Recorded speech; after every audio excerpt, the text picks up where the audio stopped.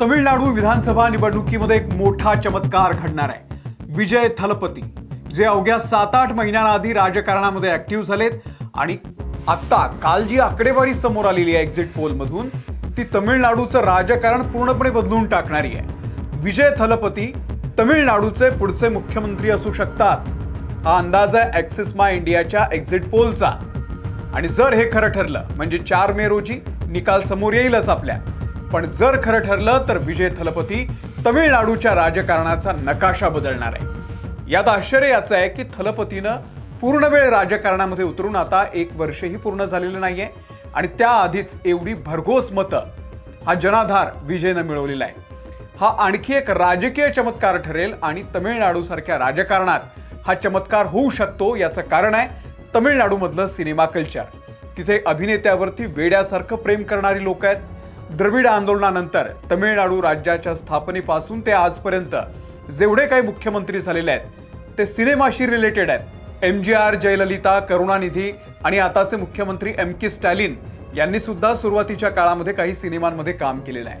तर सिनेमा आणि राजकारण हे तमिळनाडूपासून तुम्ही वेगळं करू शकत नाही.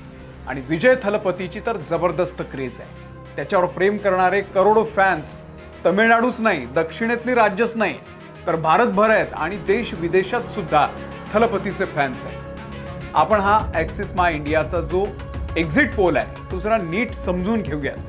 विजय कोणाची मतं खातोय, का खातोय, भाजपचं तमिळनाडूमध्ये काय होणार आहे आणि DMK सारख्या बलाढ्य पक्षाला विजय कशी टक्कर देतोय. थलपती विजय मुख्यमंत्री होणार का जरा सविस्तर समजून घेऊयात या व्हिडिओमधून. नमस्कार, मी अमोल किन्होळकर. आपण पाहत आहात महाराष्ट्र टाइम्स ऑनलाईन. सुरुवातीला जी आकडेवारी समोर आलेली आहे ती मी तुमच्या समोर मांडतो आणि त्यानंतर थलपती विजय याचा खरंच विजय झाला, हे आकडे खरंच सत्यात उतरले तर त्याची कारणं काय असतील त्यावरती बोलूयात. ॲक्सिस माय इंडियाच्या एक्झिट पोलनं विजयच्या तमिळगा वेत्री कळघम म्हणजेच TVK पक्षाबद्दल जो अंदाज वर्तवलेला आहे त्यावरून MK स्टॅलिन यांचं टेन्शन वाढलेलं आहे. 234 सदस्य असलेल्या तमिळनाडू विधानसभेमध्ये TVK पक्षाला 98 ते 120 जागा मिळतील असा अंदाज आहे.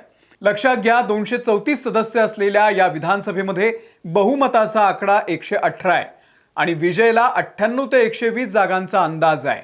याचा अर्थ विजय थलपती तमिळनाडूचे मुख्यमंत्री होऊ शकतात.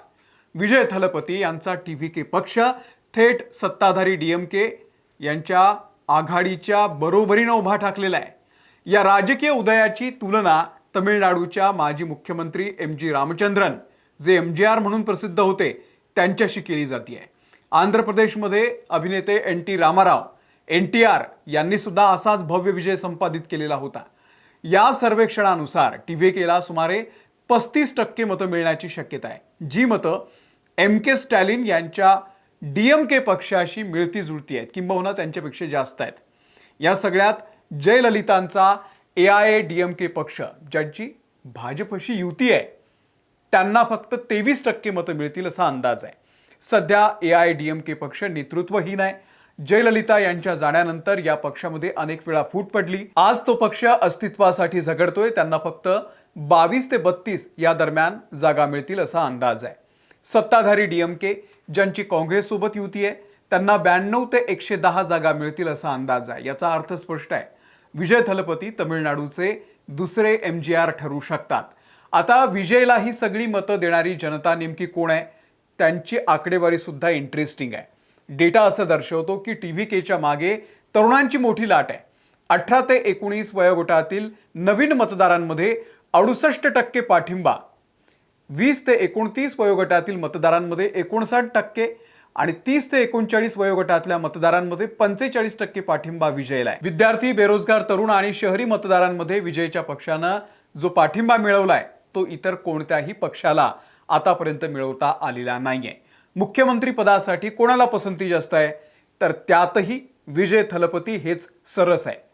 विजय थलपती यांनी मुख्यमंत्री व्हावं असं तमिळनाडूमधल्या 37% जनतेला वाटतंय. तर विद्यमान मुख्यमंत्री MK स्टॅलिन यांनीच मुख्यमंत्री राहावं असं 35% तमिळ जनतेला वाटतंय. त्यातही वोट शेअरिंग बघितलं तर जे बेरोजगार आहेत, स्टुडंट आहेत त्यांची मतं विजयकडे वळलेली आहेत. हाऊसवाईफ आणि खाजगी क्षेत्रामध्ये काम करणारे लोक विजयला पसंती देत आहेत. ही आकडेवारी तुमच्या समोर आहे. जातनिहाय जर बघितलं तर विजय सर्वच जातीच्या मतदारांमध्ये समतोल राखून आहे.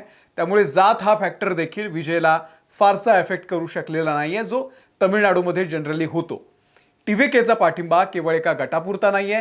ओबीसी, एससी समुदाय, त्यासोबतच अल्पसंख्याक मतदार असतील किंवा शहरी ग्रामीण, अशा दोन्ही भागामध्ये विजयनं मोठा शिरकाव केलेला आहे. अनेक जातींच्या गटांमध्ये पक्षाच्या मतांच्या टक्केवारीमध्ये मोठी वाढ झालेली आहे. शहरी मतदारांमध्ये टीव्हीकेची ताकद जास्त दिसत असली तरी ग्रामीण भागात देखील विजय थलपतीनं आपला प्रभाव सोडलेला आहे. विजयनं अभिनेता म्हणून तमिळनाडूमध्ये एक आपलं स्थान मिळवलेलं आहे. जनतेमध्ये त्यांचं आकर्षण आहे.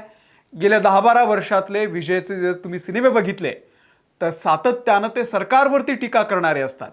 शेतमजुरांचे प्रश्न त्यांनी कथ्थी या सिनेमामधून मांडले.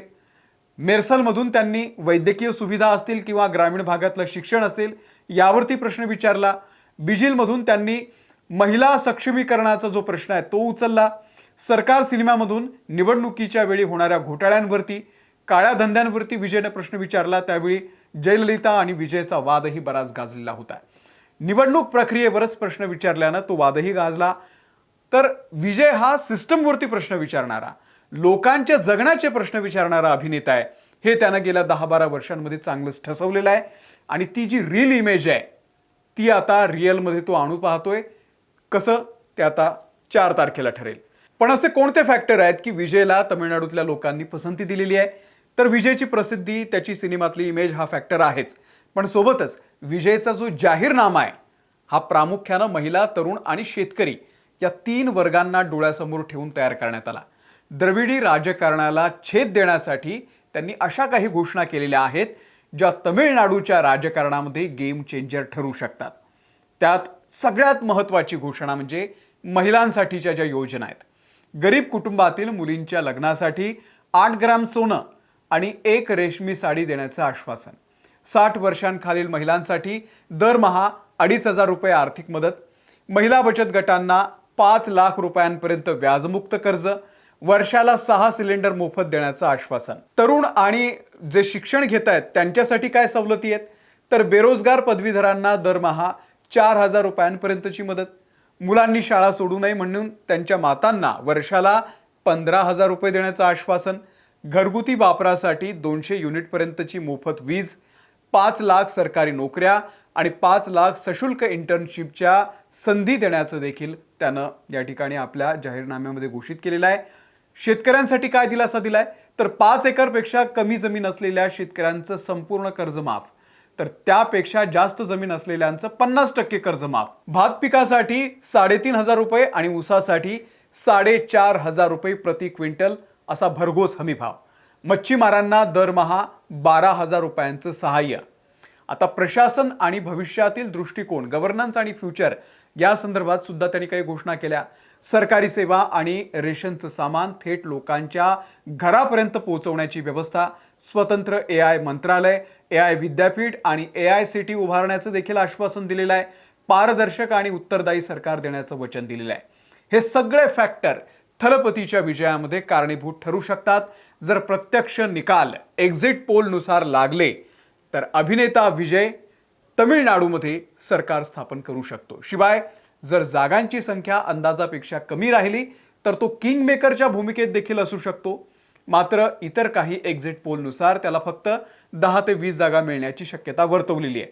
अर्थात हे सगळे अंदाज आहेत. त्यामुळे अंतिम निकालासाठी आपल्याला 4 मे पर्यंतची प्रतीक्षा करावी लागणार आहे.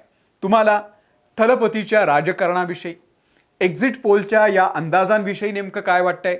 आणि थलपती विजय मुख्यमंत्री व्हावे असं आपल्यालाही वाटतंय का? आणि वाटत असेल तर का वाटतंय जरा कमेंट करून सांगा. या व्हिडिओ तिथेच थांबतोय. धन्यवाद.